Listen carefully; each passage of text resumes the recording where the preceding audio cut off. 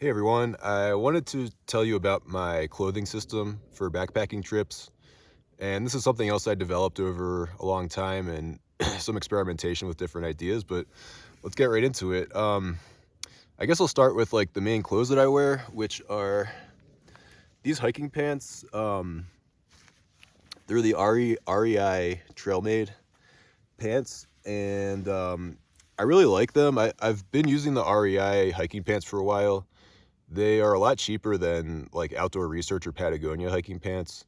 I got these for like $35. I think full price they're 70, but they're on sale a lot of the time. And shout out to Kat and Mike, which is the couple I've been meeting on the trail. And Mike said I was the best dressed hiker out here on the Colorado Trail, and he liked how the pants look. So I kind of like them. They pretty much do everything you would expect hiking pants to do. They're really durable. They dry really quickly. And what I like about them is that they are very thin and light.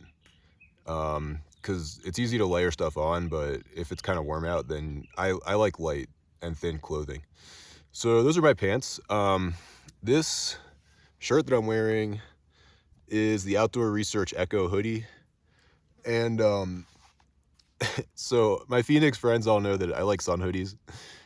When I first started hiking, I wore a wide brimmed hat, which I switched to a baseball hat because it it has better coverage around your neck. Columbia makes a hat that has like ear flaps and a neck flap. And I found that with the wide brim hat, I was still getting sun on my neck sometimes. And the other thing is when you start layering stuff on, like especially if I have my rain jacket on and I have the hood on of the rain jacket, that just works a lot better with the baseball hat. So the sun hoodie for sun protection, I just found that this has better sun protection than a wide brim hat. And it's pretty popular with thru hikers. That's where I got the idea for the sun hoodie. Or actually, I looked at what fishermen wear because they're out on a lake all day, so they really need good sun protection. And they wear sun hoodies, and they wear like a neck gaiter that goes basically up to their eyes and then sunglasses. So I prefer to cover up rather than to put sunscreen on. It's more effective, and I don't like the idea of just applying chemicals to myself every day when it's hard to wash them off out here in the backcountry. So as far as brands go, I wore the Patagonia Capilene Cool for a long time, and that's really good. I like it a lot.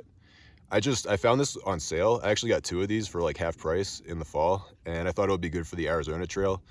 The Echo hoodie is the thinnest sun hoodie I've found so far. The UPF rating is a little bit lower. It's 15. The Patagonia one is I think 30. And I mean, this is definitely not very durable. I'd be a little hesitant to. So I've done a bunch of rock climbing, and I wear the Patagonia for climbing a lot, and it's great. This is thinner, so I'd be a little more hesitant to go climbing with this, but it's been really good for through hiking. And like I said, I got a deal. Full price at $75, which is expensive. The Patagonia one is 60. So yeah, they're both good. I haven't really tried any. I've tried the REI one, which is cheaper. It's just it's thicker and it doesn't really fit as good. So I've kind of stopped buying the the REI Sun hoodie. So that's that. That's like the base layer. I also have these running shorts. These are just some Adidas running shorts I found on sale at REI. I assume it's because of the color. These are men's running shorts. They're supposed to be salmon, but it looks like pink basically. So I've actually gotten a lot of compliments on it.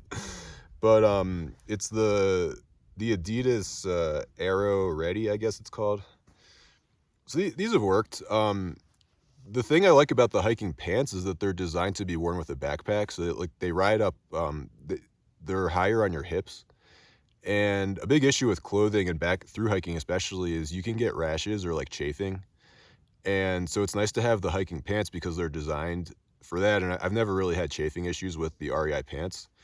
But with running shorts, I have had that problem, especially because running shorts, they put this pocket on the backside of the short with a zipper on it.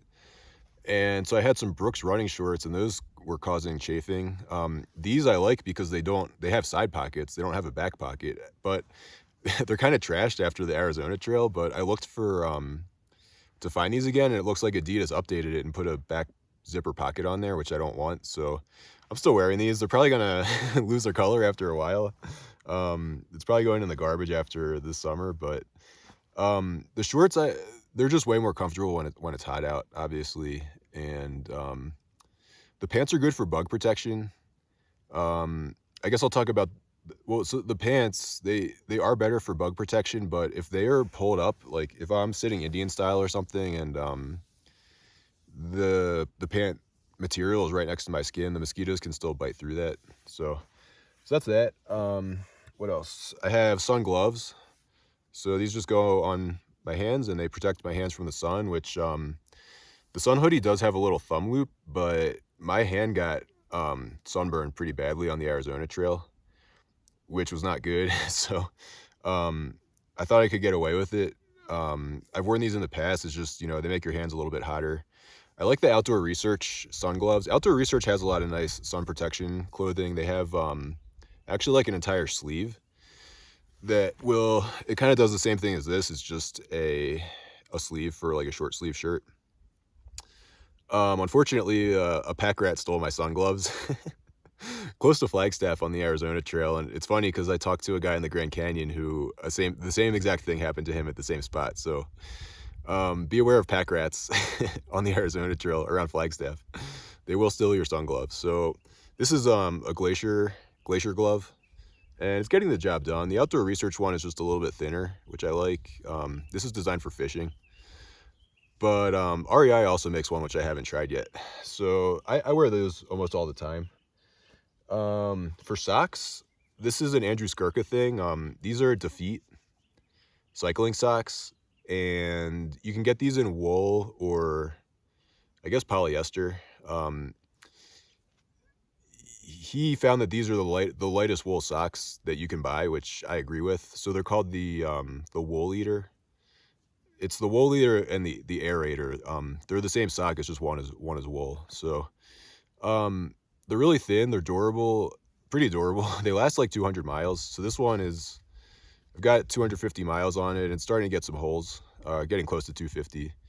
So I have a new pair of socks I'm going to switch into in the next town. Mike Cleland, he wears very thin running socks, like the thinnest socks possible. And I tried those and they are nice because they're thin, but I mean, I can't remember the brand offhand. I'll try to put it in the comments, I guess, but it's popular with ultra marathon runners. It's just, they get holes after like 100 miles. So these last longer, and I guess they're thin enough. So what else? This is a Patagonia Houdini, and I cannot recommend this jacket enough. This is like my comfort blanket or security blanket, I guess. I kind of wear it all the time. They somehow made a jacket that it keeps the wind out, but it also breathes very well. Before I had this, I would just wear rain jackets as like my mid layer, I guess, and those just get really clammy, but this breathes extremely well. It does have some water repellent properties when you first buy it. It's treated with the DWR to keep the water out, but that wears off after a while. So this doesn't really protect me from water a whole lot at this point. The thing that I got this for was mosquito protection, because mosquitoes can't bite through this, and this was a real game changer for me. Because like I said, you can put this on and it breathes. Even if it's like in the low 70s or the upper 60s, you won't get too hot in this, and then it keeps the mosquitoes out. So that's a lot of bug protection right there. And then I tend to just put this on when I sit down and take a break. And then at night, sitting around camp, I put this on. It just kind of seals in the warmth, and it's really comfortable. It weighs like 3 or 4 ounces. So you can almost use it as like an emergency jacket. I mean, you can see how small there's like nothing there. So as with all Patagonia products, the main downside is the price. I think it's a little bit over $100. They do go on sale occasionally. Again, with rock climbing, I had a different one of these, and I took it out climbing, and it basically got shredded. So that's the thing with ultralight gear. It's you have to be a little bit more careful with it. So Patagonia has this worn wear website where they sell used clothing, and so that's how I got this one, and it was like $50 or $60, I think, which is good. So, and they'll fix all your gear. So like this zipper, it happened on the last one I had to. It kind of stopped working, so it's basically a pullover for now. But I can send that into Patagonia, and they'll fix it. So Patagonia Houdini. I haven't tried any other windbreakers, but I haven't had a reason to. This is one of my favorite pieces of clothing. Let's see. I'll talk about my rain system. So this is my rain jacket.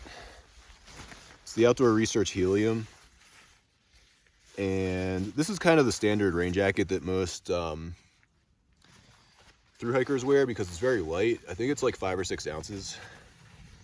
So I'd say it's okay. It is very light. It's very minimalist. There's no pockets or anything.